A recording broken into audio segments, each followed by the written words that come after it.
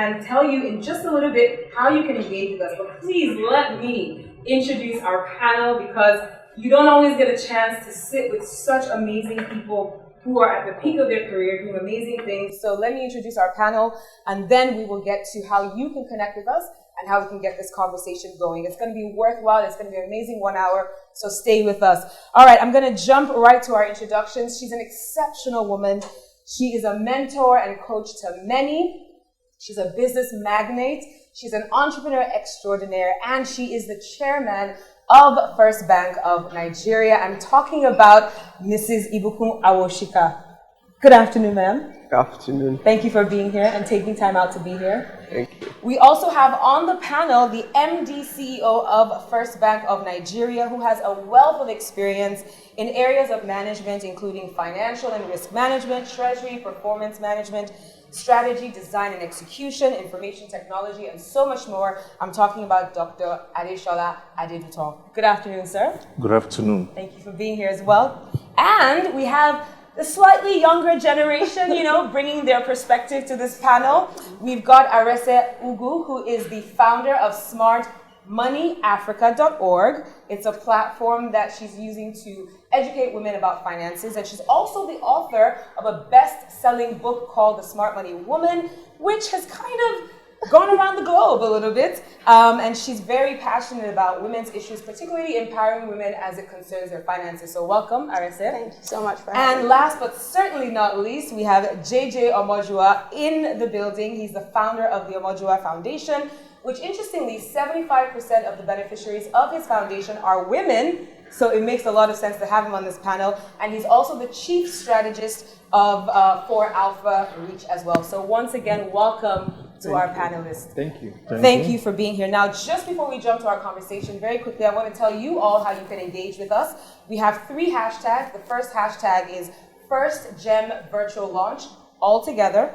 The second hashtag is hashtag You First. And the third hashtag is hashtag FirstGem is live. And if you want to jump on any of our other platforms, I'll give you all the handles very quickly. Twitter, we are at FirstBankNGR.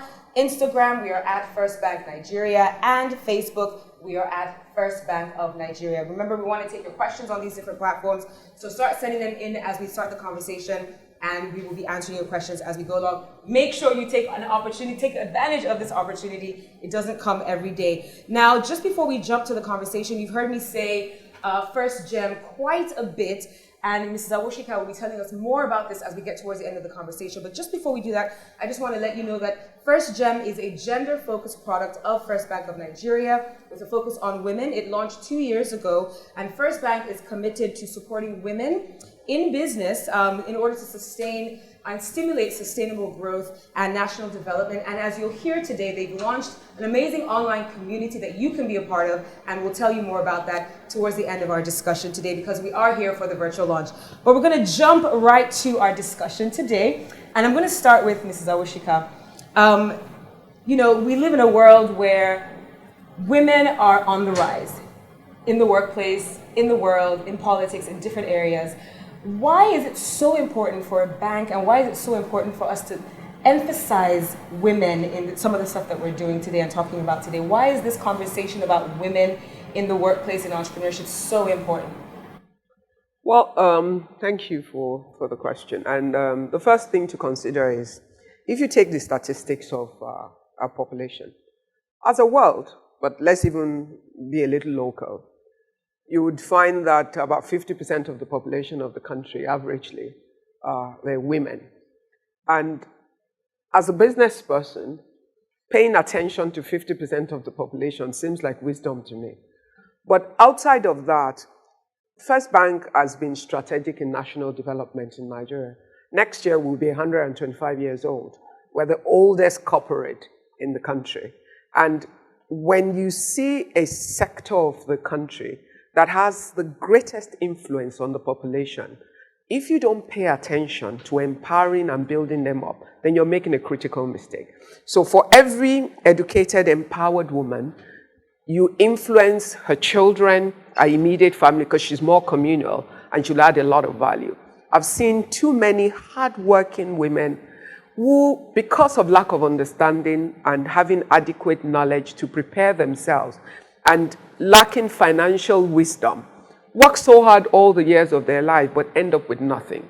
They have great business ideas, but they have no assets to use as collateral because they spend their income on expenses, and the man uses his own money to build assets, supposedly for the family. For the right-thinking man, it's for the family on behalf of every member of the family. But for some other kind of man, it's in his name and stuff happens. We have parts of the country where a man dies and it's other members of the family who have assets. And the man, the woman and the children suffer on account of that. So for us as an organization, we realize that empowering 50% of the population of the country is helping to build the nation, one. Two, we're helping to build the community. But more than anything else, we're supporting a large group of the population that can add real value to the economy and be our customers, but giving them the right knowledge so that they can build wealth for themselves, because the primary focus of FirstGem is to help women build personal wealth.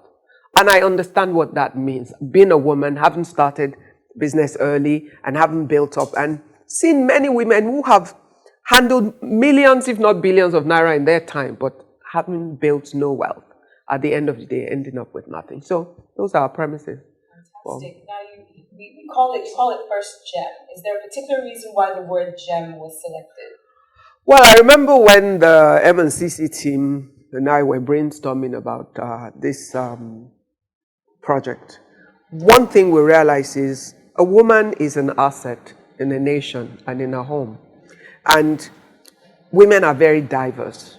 So you can't box a woman. In fact, why we have a spectrum of colors is we decided that women are every kind of color because they're all different. And we want to interact with them in their various forms and be able to support every type of woman that exists as a Nigerian or an African woman, or a woman on the global diaspora platform that we operate. Our goal is to support every woman in her own way to be the best of herself and to gain the financial knowledge that she needs in order to be empowered. Fantastic. Now, Dr. Adetutu, I'm going to move to you. Mrs. Aboshika alluded to the fact that a lot of women's contribution to society, whether it's from business or in the workplace, isn't as recognized as it should. So what would you say is the contribution of women-led businesses to the GDP, for example, in this country? You know, it's something that's undervalued, underrecognized. What would you say about that? Thank you for your question. Statistically, about half of our population today in Nigeria is made up of women. So if you assume that, give or take, we have a population of about 200 million people, so roughly we have about 100 million women that are operating in this environment.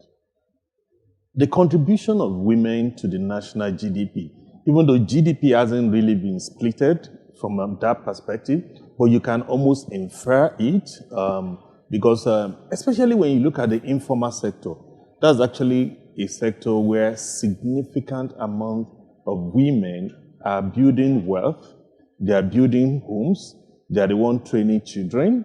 So I would say, even though it's not been statistically laid out, a chunk of our GDP, directly or indirectly, could be traced to women.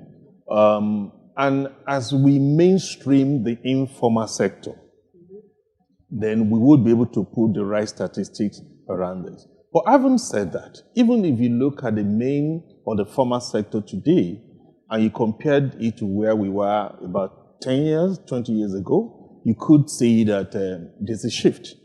It's not yet where we would like it to be, given the relative proportion of women within our population, but it's a material shift from where we used to be 20 years ago. So today we have more women occupying key positions within the economy. I mean, for a good example, the Honorable Minister of Finance, who is a woman. So what you've seen in the last 20 years is the contributions of women is getting more and more important.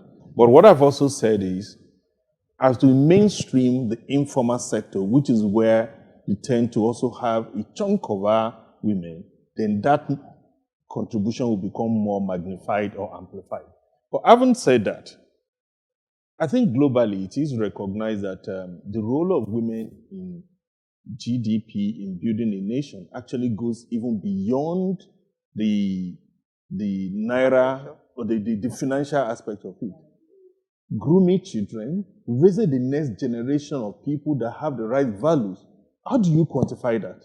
So for me, and that is why for us at First Bank, like our chairman rightly highlighted, we thought that coming out with a product that enables this current generation and the oncoming generation of women to build wealth in their own right is the right thing to do for a bank of our stature. So I'm going to move to you. You are an entrepreneur. Yes, I am. So for the women listening who are perhaps considering becoming entrepreneurs and they want to explore that area, how would you say they can create these opportunities for themselves? What can women do differently to establish themselves in the entrepreneurial space? Because like Dr. Adetutu said, women are naturally entrepreneurial. When you think about how we're raised, time management, managing the home, these are qualities that are instilled with us at a very young age. We don't even realize that that's an entrepreneurial thing. So for women who want to go into the space, what would you say they can do to create more opportunities? Okay, so I think I'll tailor my answer by tying it to what both people have said, which is, first of all, there was a statistic a while ago that said that if you looked at Nigerians, 51% of entrepreneurs were women. And it was a very exciting statistic. But what was sad to me was, if you look at those businesses, they're subsistence style businesses. So they're very small, they're petty traders, they're small businesses, and they don't have scale. And I think that the big problem there is because we don't have enough financial literacy or financial education to support women who are growing, those businesses. And to tie it to what Mrs. Awoshika said as well, the way that we've been brought up, women are taught to think like nurturers, men are taught to think like providers. So a man is more likely to have big goals like, I want to be a landlord. But a woman, when she's making an extra income, she's thinking about her money in terms of, how can I support my family by, make my house a home, buying new clothes for my kids, that kind of thing. Maybe she even contributes to important things like rent and school fees. But at the end of the day, like Mrs. Awoshika says, she's worked for 20 years. A lot of cash has probably gone through her business, but she doesn't have any assets to support it.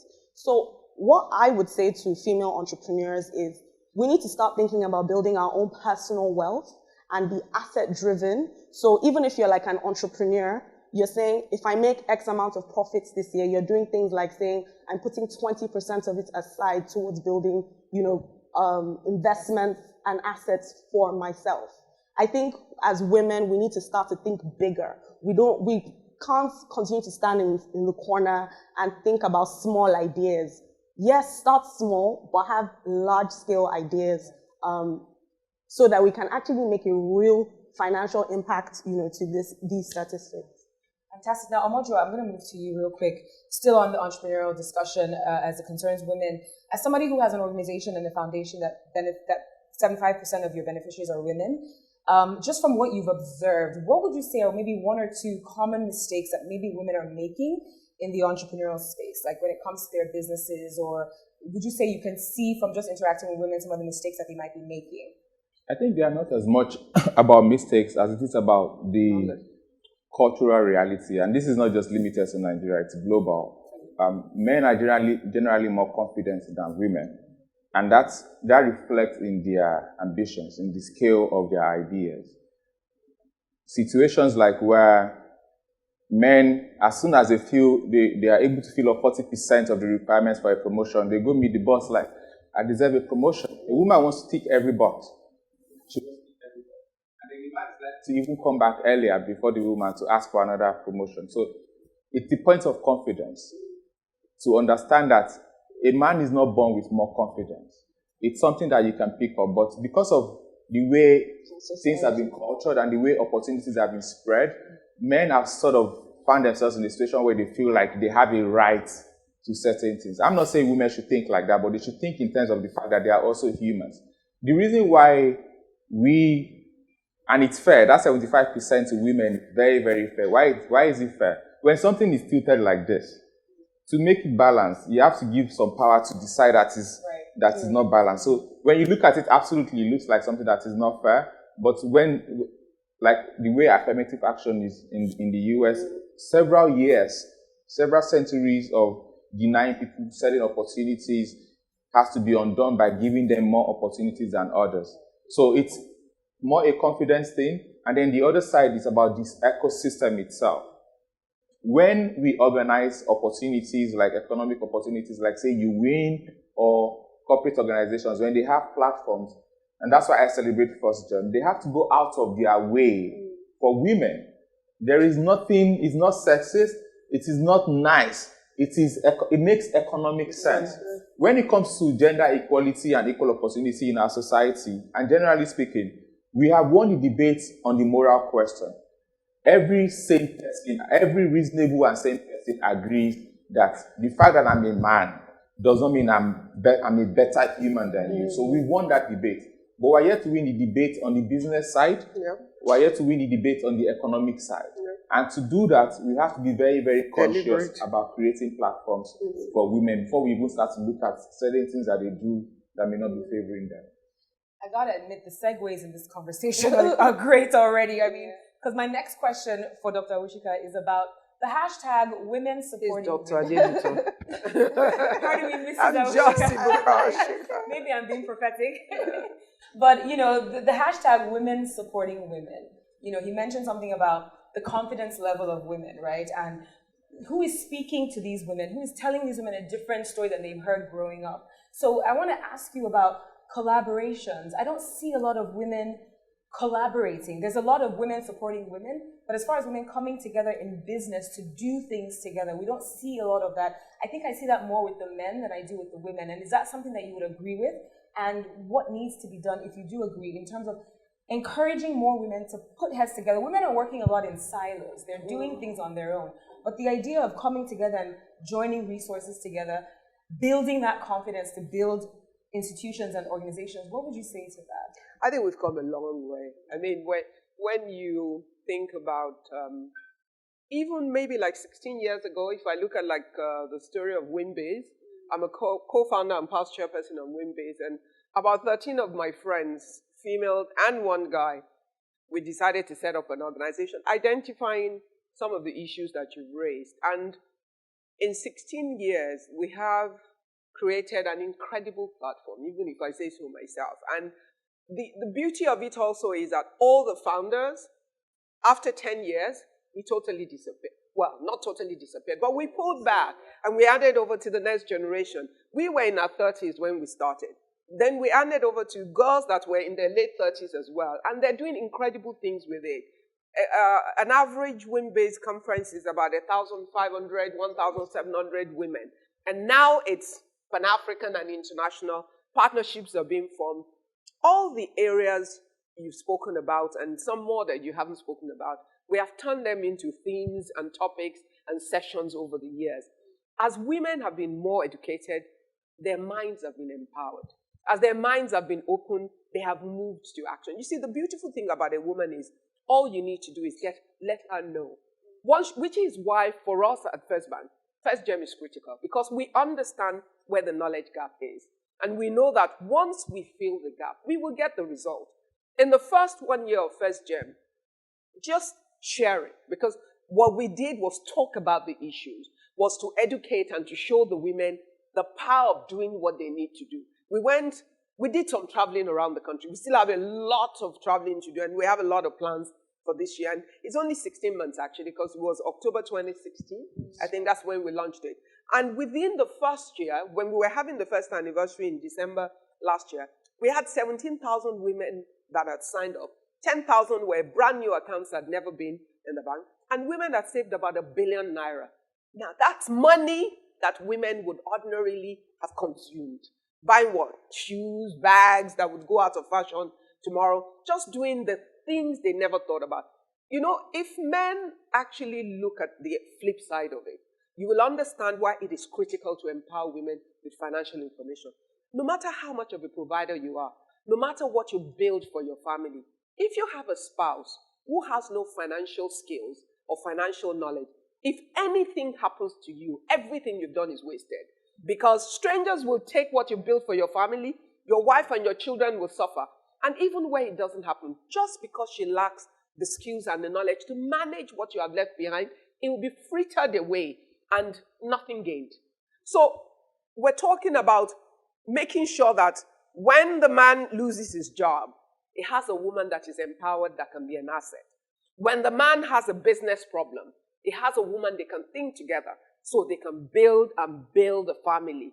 When there's trouble and there's crisis in the land, it's not about who is in charge, male or female. It's about how can we solve the problem? Who has the solution? So it's a smart move for us as a nation to educate, empower, and to drive our women to deploy the natural talents that women have so that we can all benefit. Because ultimately, building a great nation is great for all of us. We just happen to be playing our natural role as a bank, as a builder. We're a strategic institution to the economy of the nation. And in our strategic position, we always channel the country in directions where we have the gift to do it. And that's all we're doing. We're saying right now, as a country, there are gaps. We need increased growth. Where is the space where we have the greatest opportunity to activate that growth? Our women. Because we've got a huge population of women, but we're underutilizing them, and we're not allowing them to deliver the right capacity. And even when women save, they help to create finances that help to develop the economy. Because when you have more money, one of the great things about China is, as they started prospering, they had about 52% saving culture. Why? Because people had an initial fear that the hard times might come again. But all the monies that were being saved into their financial institutions were being used to help their industries grow. So you could get cheap funds for businesses to grow. And whilst a lot of women, something Arese said that is important, a lot of women play small. Some are not necessarily small. They're just not smart.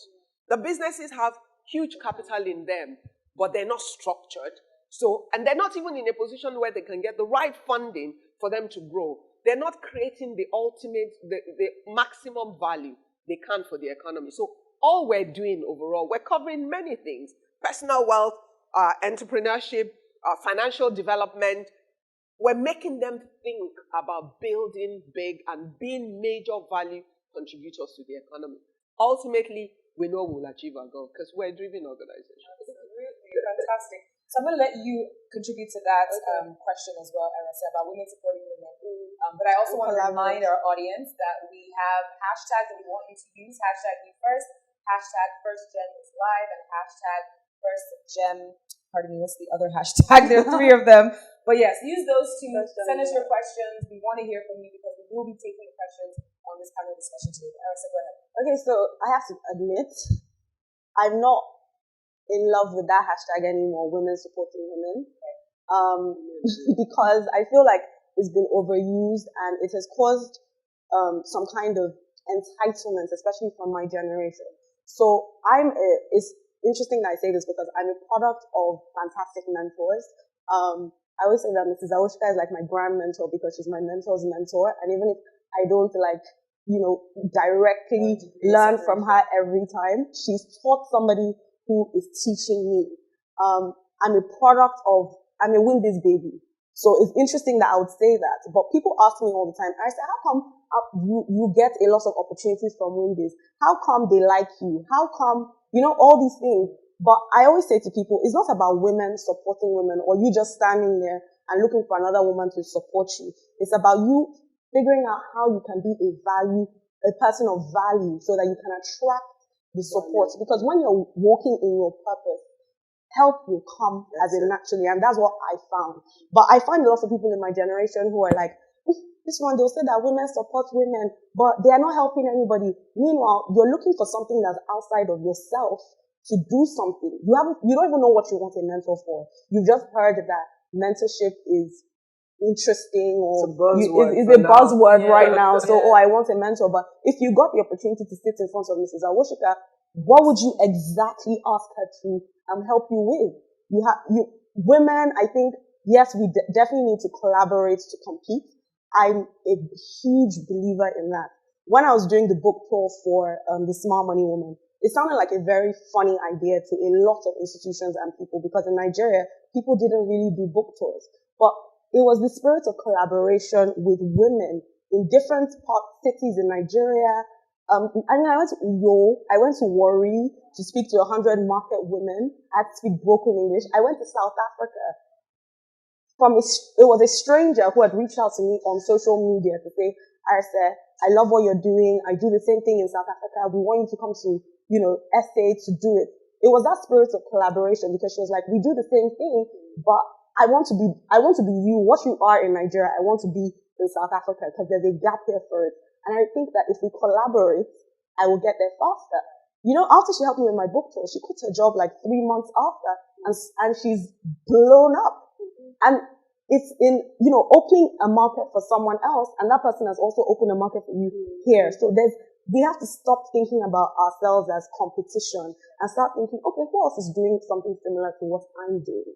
And how can we, merge our resources to, move each other forward? Absolutely. We're going to shift gears and talk a little bit about career development.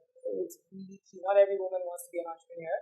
Somebody has to work for the entrepreneur. Yeah. So let's talk about the people working for the entrepreneurs for a second. And I'm going to throw this question to Dr. Adebito about the fact that, kind of piggybacking off of what Arisa just said, it's very tempting for women to play the victim, take the victim position in the workplace and say, because I'm a woman, these things aren't happening for me. As somebody who's in your position, obviously have to work with women, what advice would you give women from a man's perspective? And I think I'm going to ask you this question as well. From a man's perspective, what kind of advice would you give women as far as taking charge of their careers and not playing victim? Yes, women have had it hard, we've had it rough, but we're moving, the conversation is changing, the narrative is changing, but some women still find it easier to take the victim position. So what advice would you give?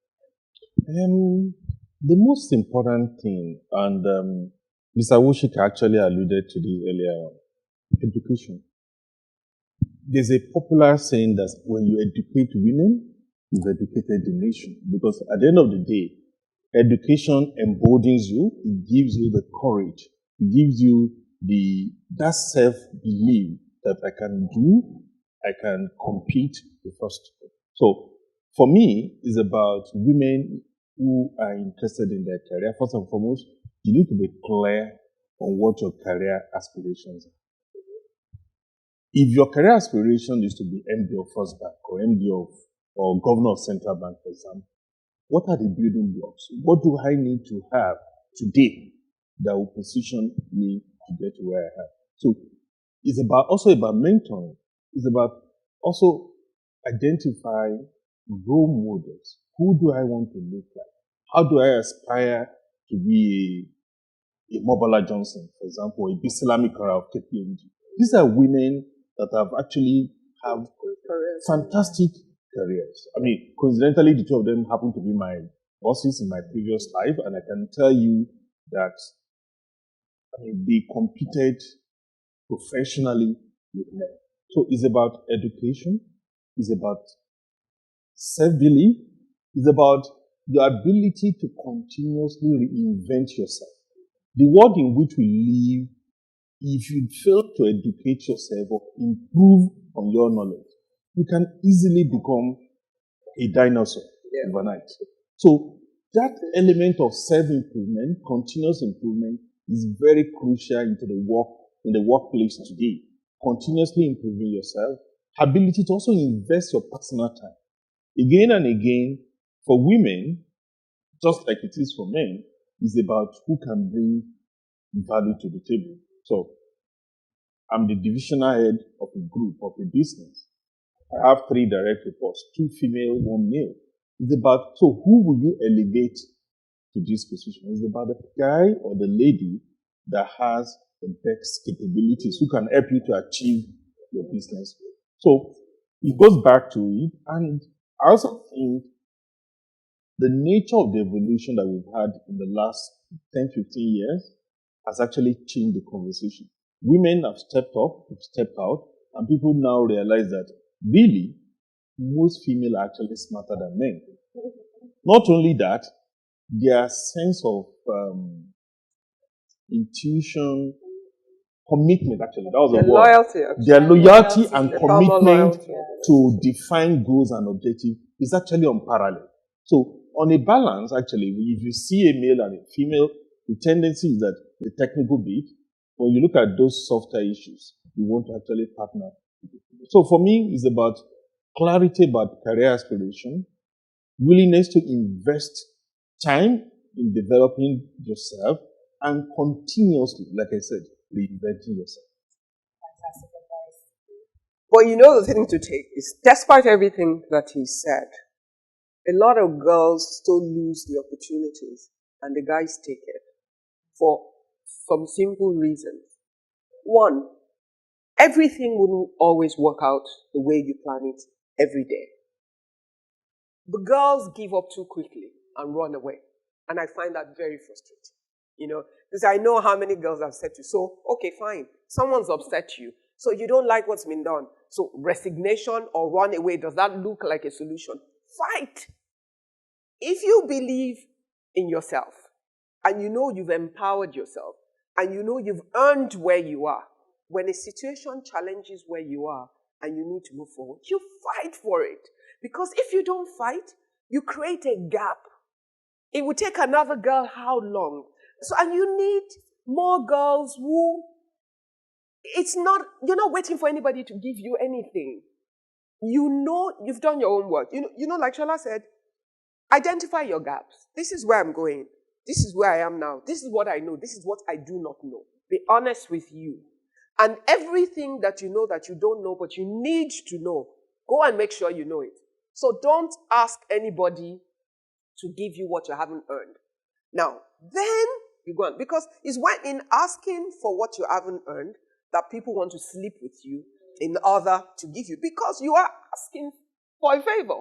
And you're asking for a compromise. Because you are saying, give me what I don't deserve because I'm a girl. Then the guy is going to give me what I shouldn't have because you want what you don't deserve. Now, when you make sure that you're ready and prepared, when the guy says that to you, you look him in the eye and say, the next time you ever say that to me again, I will publicly disgrace you and I dare you to attack me or to try and fire me, and you will see I will stand up to you. When you say that, a guy is going to sit up because he knows that, ew, there's trouble here. This woman is going to fight me to a standstill. But because you're competent and you're prepared, other people already know as well that you're competent and you're prepared, and they're not trying, the boss is not trying to sell you when you're not sellable. So there are factors there, and you're not saying, no, I'm a woman, so because of that, I need to go home at 3 p.m. No. The day my child is ill and I really need to go, I will make the case to go and I will go because my family is also important. But doing that does not mean I drop the ball at work. It means everybody knows that when I'm working, I deliver value. The day I have a real challenge, there'll be nobody to argue with what I need to do. So there's some real issues we also need to feel, and that's part of what WinBiz does. Those are the real issues. We need to make sure the girls understand that you have to pay the price for where you want to go. You have to be prepared. You have to want it enough to commit to the process. Don't ask for favors so nobody takes advantage of you because of it. And if you want it and you're near to what you want, fight for it. Even if you leave on your terms, having established the point that you earn. And everybody will know that there's value in you. So you will have offers following you around. He mentioned those two friends of mine. They're smart, they're brilliant, they're dedicated. They're both married. Omabala has 3 kids. The last one is about to finish university. 2 are graduated already. BC has 1 child who is in university and all of that. So when you think about all of it, there are many women they're women and they're successful in their career and their wives in their homes and they are happily married. So you can have all 3, but you have to think about how, and like she said, collaboration. Nobody can do it by themselves. Everything you have can take you so far. You need help, admit it. You need the house help. You need your mother-in-law. You need your sister-in-laws. You need friends. You need helpers. But you must appreciate the helpers so that you can appreciate the help that they give you and then move forward together. I just want to add something to that career development thing, because there's a chapter in the book that talks about earning more. And at first I was tempted to talk about how you can earn more by becoming an entrepreneur. But I find that there's something very dangerous about that mentality that we're telling a lot of young people now, because entrepreneurship is a fad. Like, if you want to make money, you have to become an entrepreneur. But I think what we need to change is to teach people that you need to be entrepreneurial in your thinking, whether you're working a 9-to-5 job or you're starting a business. So if you work at a company like First Bank and you want to advance, you have to be thinking like an entrepreneur. Yeah. You have to be thinking about it like a business. Like, okay, First Bank needs to make money. What value do I bring to the table that makes me so invaluable that no one else can do my job? Because people can argue with different things. They can argue about the color of your hair, your lipstick, but they cannot argue with numbers. If you're someone who makes the business money, you make your division money, people can't argue with that. There's an illustration that I put in there where the girl goes to her boss to pitch that she starts a new division and these will be her benchmarks, but if she makes, say, 36% profits on this with this division, she will get a percentage. So she gets a commission off of the extra income that the company makes. An employer wants to make money. If you can bring him that income or you can bring her that income, they're not going to argue with you. Absolutely. So we need to just start thinking through, that they're actually called entrepreneurs. The entrepreneur. As a matter of fact, you're not a valuable employee in an organization if you're not an entrepreneur, because you need the mindset of creating. What's the job of an entrepreneur? It's creating value, looking for opportunities and seeing. And within, Shala is the MD of the bank. Wouldn't you want to be the MD of First Bank? Would you? Okay, I'm an entrepreneur, but he's a professional in his field. As the MD of the bank, well, ask him what his salary is.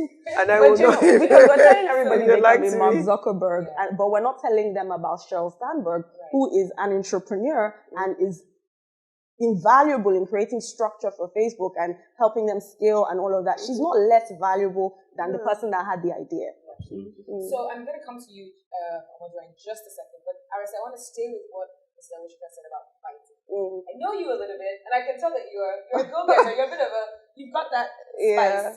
So for the women listening or watching who are thinking, this fighting thing, I'll just resign. I'll just move on. Stop resigning. For you, what would you say to that? For the women out there who are thinking, it's so much easier said, but I just can't. That fight isn't in me. I think that you have to really, really think through the vision that you want for your life, and you have to be, you have to be so committed to it that you're resilient through any obstacle that comes, your way. Because I find that we can say, I want this, but are you willing to do the work that it takes?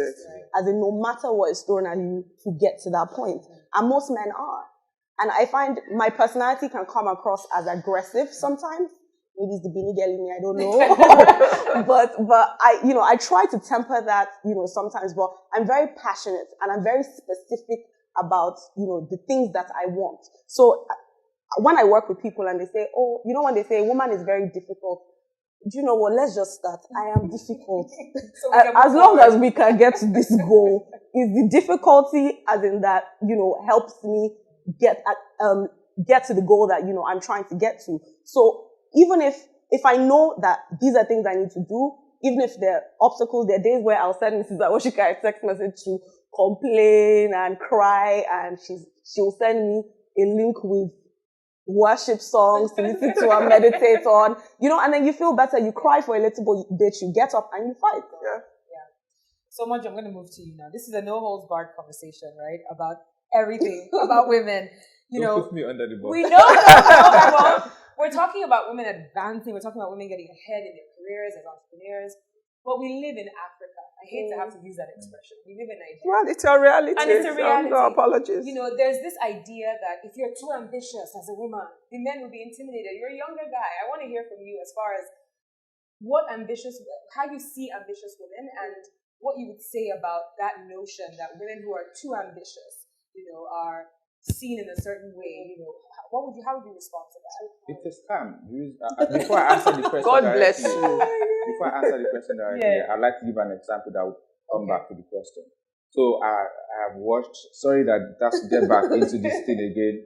Black Panther, and I was talking about the women of. I was talking about the women of Wakanda and how that is not an exaggeration. That reality is historic with respect to Africa. And I posted it on Twitter. I posted the tweet, I put it on Instagram, and I was expecting someone to drop a particular comment, and the person, not the particular person, but a kind of comment, and it came. Okay. The person said, minus the Desiani. And I said, when we talk about men doing great stuff, we don't give the hordes of examples of men that have destroyed countries around the world since the beginning of time. So when it comes to women, please never ever do this. But my sojourn is deep, but you can unlearn it. And thankfully, the person came and said, it's true, he's going to unlearn it. Yeah. That thing about women being too ambitious is from perception. Perception that men are not used to seeing women being driven.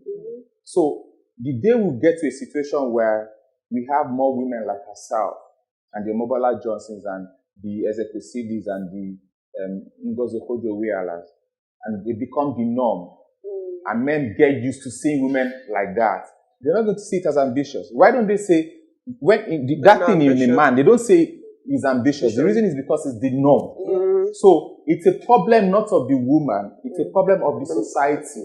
Because being ambitious is normal.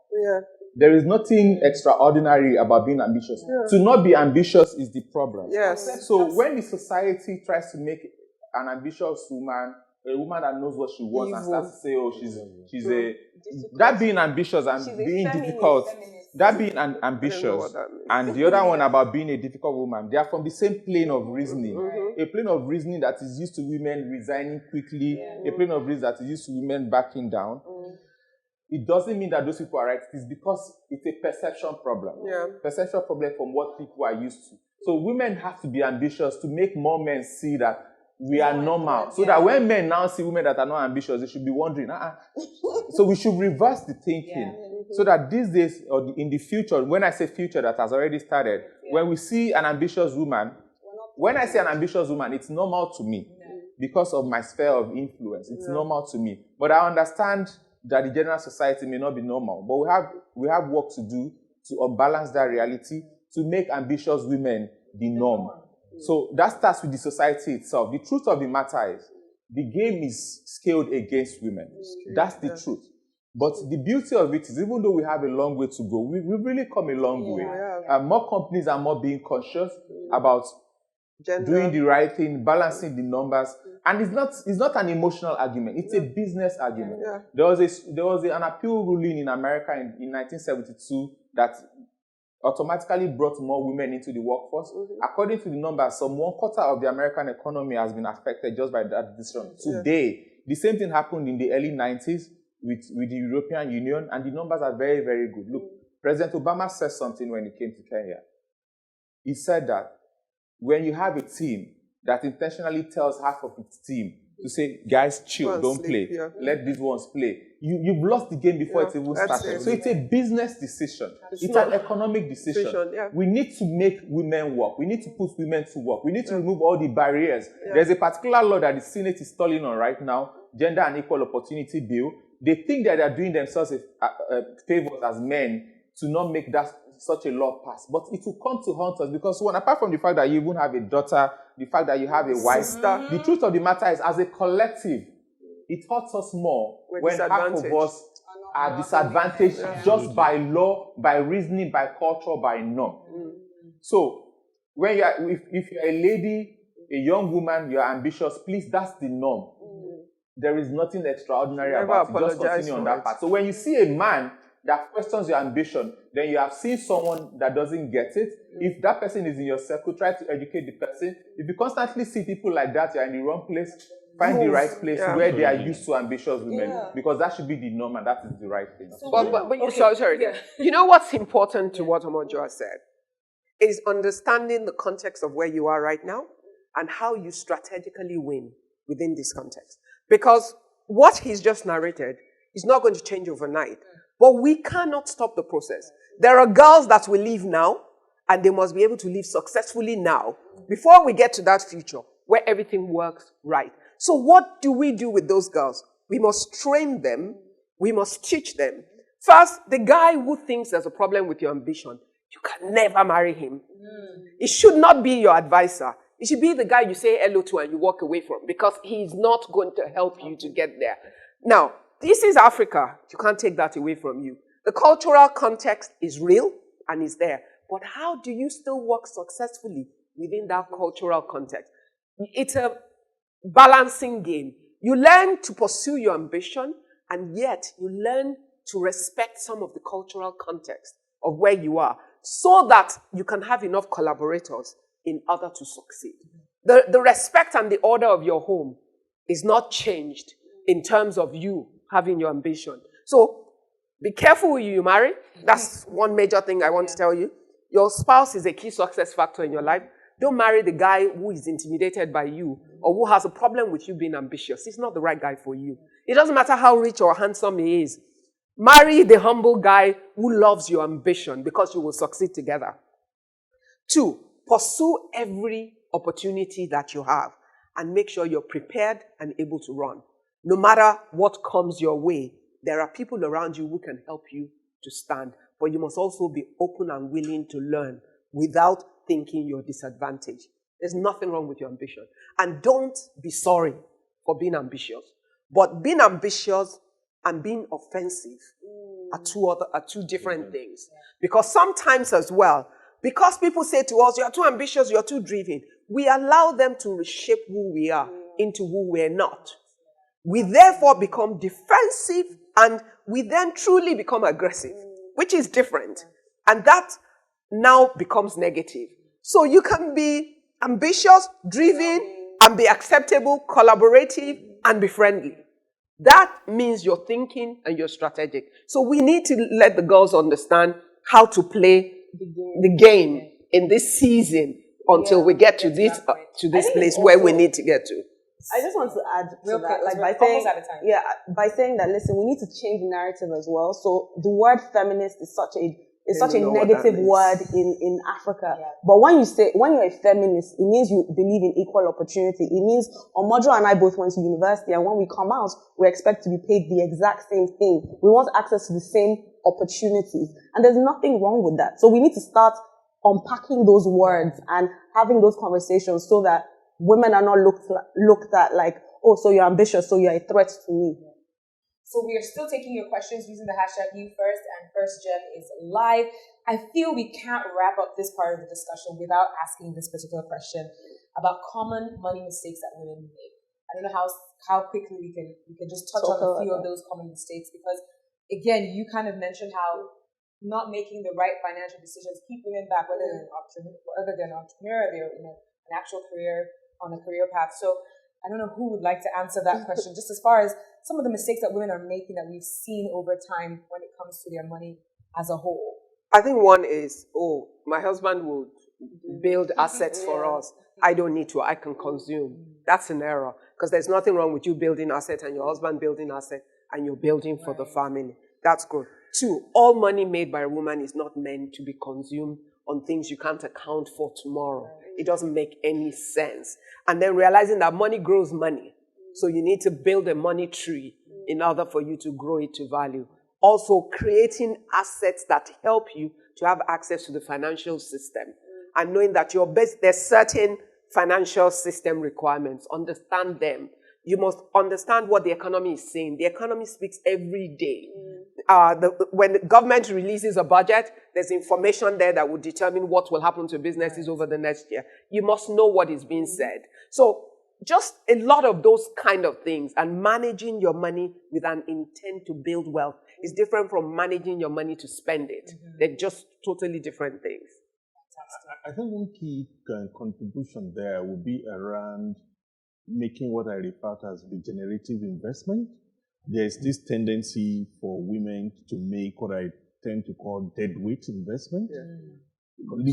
Consuming, which end up, but when you make regenerative investment, what it does is that you are building for the future.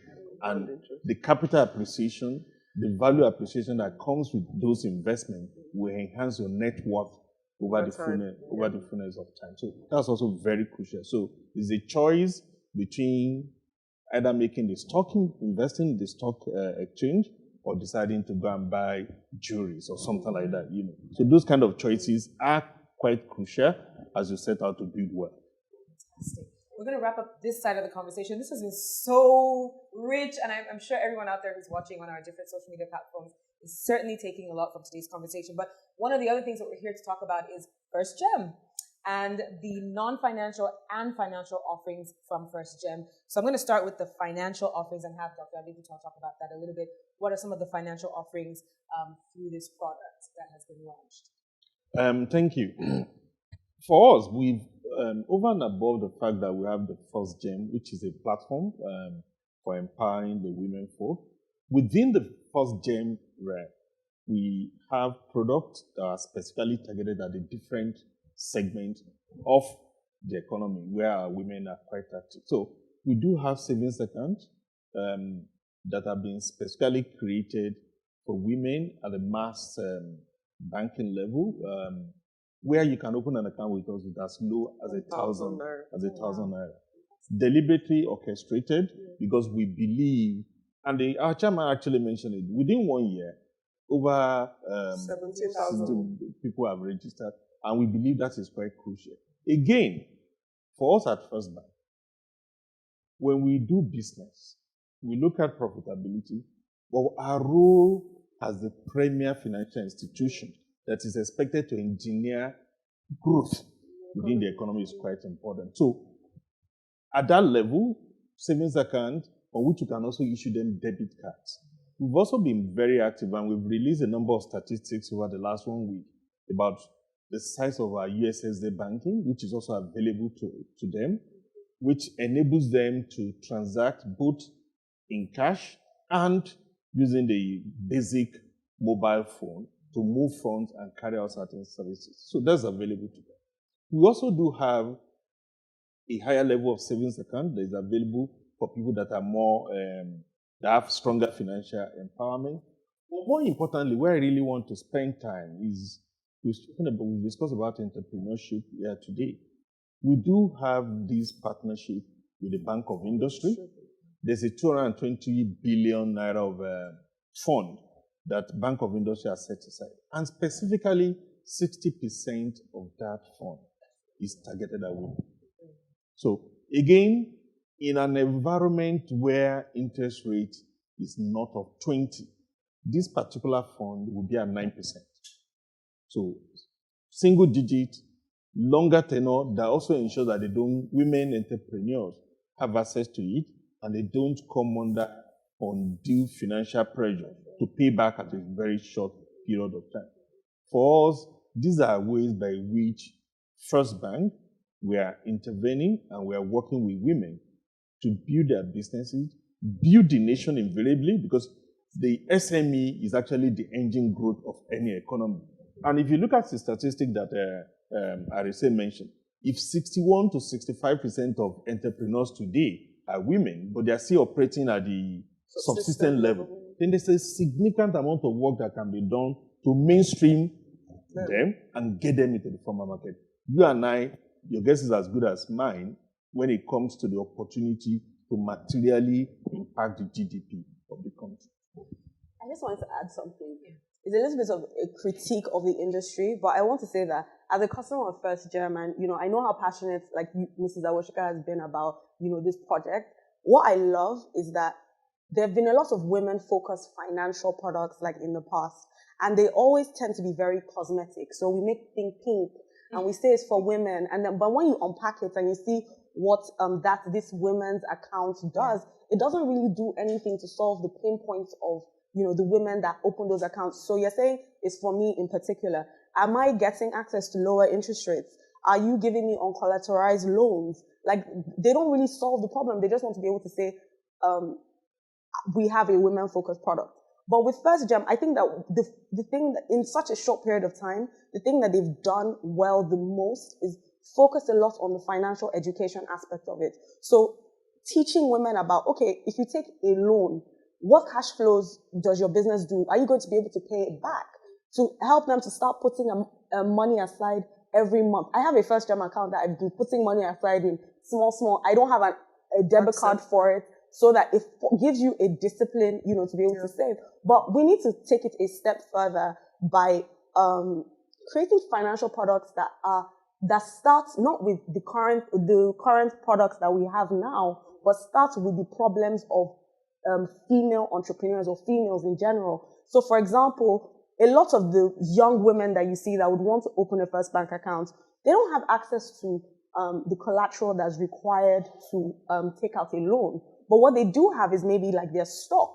So what they trade with, how do we create loans that where obviously a bank is a business, they have to protect themselves, but where we can look at other forms of collateral that can help those women, scale their businesses and give them access to, lower, interest rates, guide them, if you want to take advantage of the 9%, what do you need to put in place exactly to be able to take advantage of it? Okay, so all of those problems you pointed out are things that we have deliberately targeted. The reason we have the partnership with Bank of Industry is we're realist. We're a commercial bank. As a commercial bank, we work with the kind of funds that is in the market. Our reality says that commercial bank money is expensive for SMEs as it is at this level, which is why we sought a partnership with like a Bank of Industry that is a developmental bank. And apart from the fund that the MD spoke about, they have pools of all sort of other funds. So there's fashion-focused fund, there's the cottage industry fund, there's the agro fund. There are those that you can take without any kind of collateral. You just need 2 guarantees. There's some that are as low as 2.5 million, some that are as low as 5 million, 10 million. But everything from 9 to 10% range, some slightly lower because they have some dedicated funds from Dangote, this one kind of fund and all of that. And in all of our FirstGem sessions, we've had BOI make full presentation or have a stand so that the women, we're not being selfish. So we're not saying, take money from us. We're saying, look, you can take money from us, but there are other kinds of monies that would help you. And as your business matures, you need the mix of commercial bank money and developmental, because working capital will probably come from like us, but money to buy your machines and all of that, more long term. When you buy through like a BOI, they'll open the LC for you and get the official window rate, which means you will pay the right kind of duty because you're not just asking an agent to clear for you. When you use an LC, if it's 0% interest for machine, and there are many machineries that are 0% interest, but the ordinary SME guy doesn't know. He's going to get one agent that will tell you your bill is 1 million naira. You pay because you think that's all you need to pay. So we have focused on information because we realize there's a massive information gap. Empowering the women by teaching them what they need to know. At the 1-year anniversary in December, we had a session on how do you play the stock market without even an agent representing you.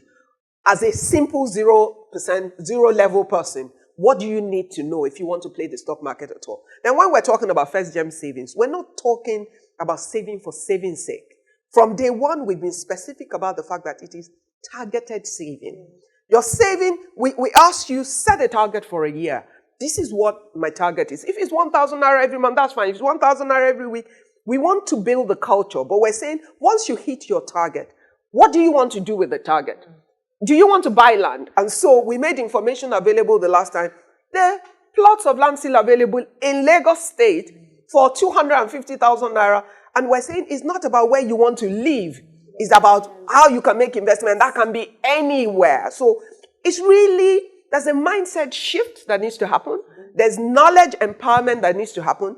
Those are our major areas. And that's why for us, the platform is important. Because it's not a one-off thing. We're not interested in you. That's why there's no pink is one of the colors. Every color, every woman fits into every framework. But the empowered woman is our biggest asset. And our goal is that when we're done, there should be no girl in this land or in our sphere of influence that doesn't have the power to make the choice. Now, what decisions she makes, that's her problem. But we would have done our bit of making sure she's equipped, she's empowered, and she can move forward as she wants. And therefore, shift the scale in terms of a country of 50-50 with 50% being disempowered. We need to raise the scale so we can increase the total productivity of the nation by getting more people actively engaged in creating value for our country.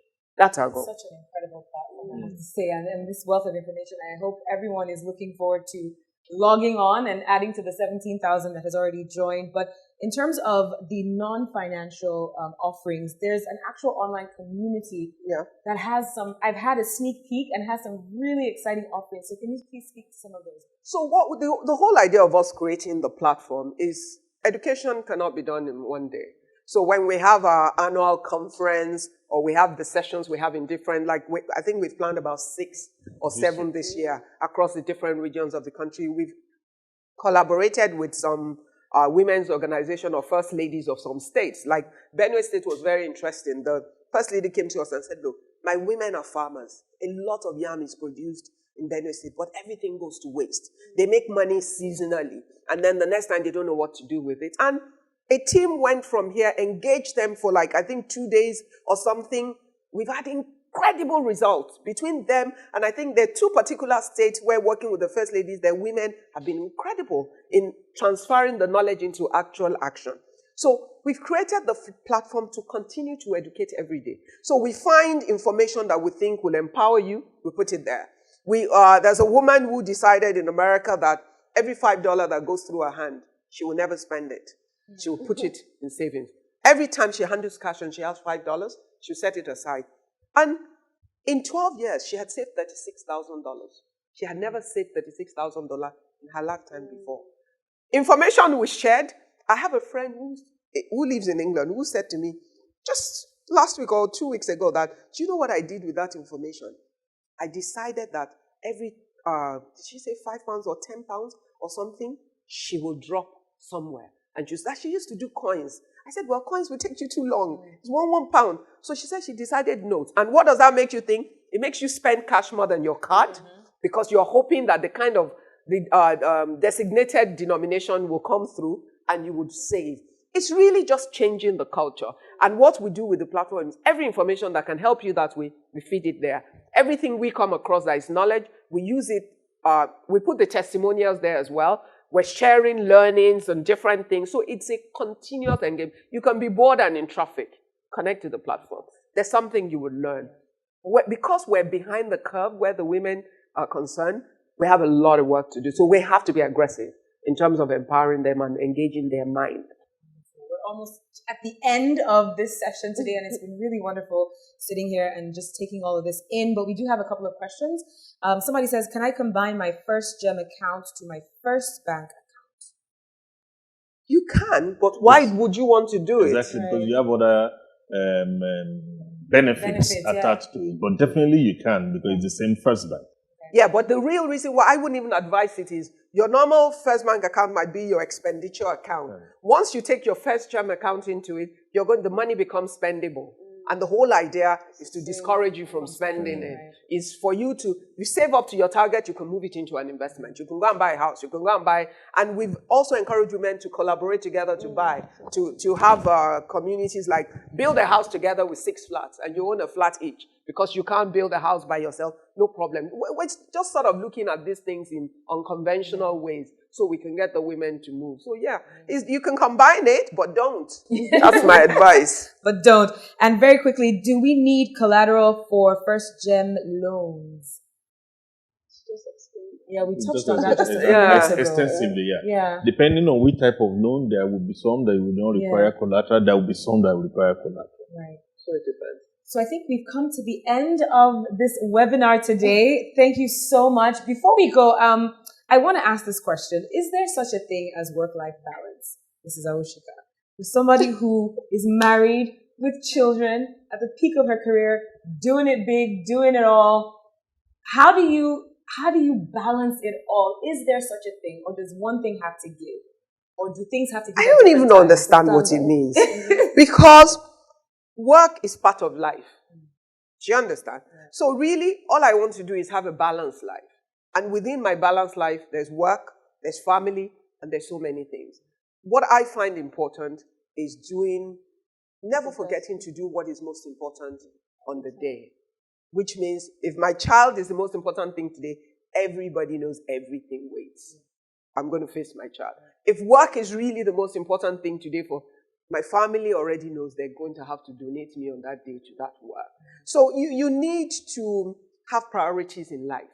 And there will always be opportunity cost. Some things will give on some days, but the things that give must be in line with what your priorities are. And once you've set those priorities for your life, you decide the things that are unimportant and you ignore them. So just before we go, I want the three of you to also contribute to our last final words for the webinar. I'm going to ask about just anything as we look ahead, anything you just want to leave our audience with as we look ahead from here, whether it's about entrepreneurship, whether it's about career development, anything that we've talked about. Where she stopped. You can, there's actually research that has backed up what she said, even though she spoke from her experience. And there's research that has backed it up. So even starting from the point of the fact that work-life balance doesn't even make sense. And they went on to explain exactly what she said, in the sense that the priorities sort of evolved when your child is 5, when your child is 18, when you're starting out in business, when you're ending. But for me to close, I'm more interested in the fact that we have our national, if Nigeria were an individual, Nigeria would be 19 years old, based on our media. And it means that a lot of people are listening that have not even started life. And I need for these young ladies to understand that the future is about setting opportunities. One, this imbalance, the male-female imbalance in the workplace is going to shift towards women. But like it has already been emphasized, it's going to shift towards those that have capacity. And people should pay attention to STEM education, science, technology, engineering, mathematics, because whatever happens in the future, those areas will always find opportunities in the workplace. They will dominate. And what supports those opportunities? Services, logistics, and all of those things. Okay, I'd like to talk about more personal finance things. So I think that if I wanted to give advice to a woman out there, I would say that we need to stop making the mistake of measuring our financial success based on what we earn. Because wealthy people know that to become wealthy, you need to be putting a proportion of your income aside towards building assets that contribute to your net worth. So instead of saying, oh, my salary is 200K a month, you need to be paying a lot of attention to what your net worth is, as opposed to thinking that that's a measurement for only rich people. If we're continuously, putting money aside to build assets that can protect us in the future, we're more financially empowered. So it's not just about earning, but it's about how much we can keep from what we earn. And then also to just encourage people to not focus on all the things that make you disadvantaged. Like, so not saying things like, oh, I'm too young to do this, or I'm a woman, so they won't let me do this, or I'm too poor, or I don't have the right education, but focusing on the things that make you, that you have opportunities, that you can create opportunities for. So the things that make you different, but make you unique. So instead of going into a room thinking about everything that's negative, think about everything that's positive that you bring to the table, and just stay resilient regardless of what life throws you. For me, it's about for our female folk to have the vision, which is very important. Education for me is very crucial. We live in a knowledge economy where if we don't have knowledge, we are not knowledgeable, you can easily become a dinosaur, like I said. So when you have the right vision, when you have the right education or the right knowledge, and you continuously improve yourself, then the world is open to you. What it does to you is that your sense of self-worth becomes significantly enhanced. And that is what is required to be able to fight and pitch for those jobs that are interested in.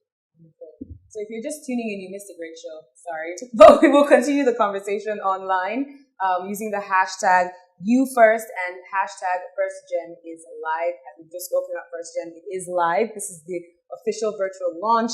And we've been speaking with Mrs. Ibukun Awushika, Chairman of First Bank of Nigeria. We've also been speaking with Dr. Adeshola Adebuton, who is the MD CEO of First Bank of Nigeria. We've also been speaking with Arese Ugu, founder of smartmoneyafrica.org and best-selling author of Smart Money Woman. And last but certainly not least, JJ Omojua, founder of the Omojua Foundation.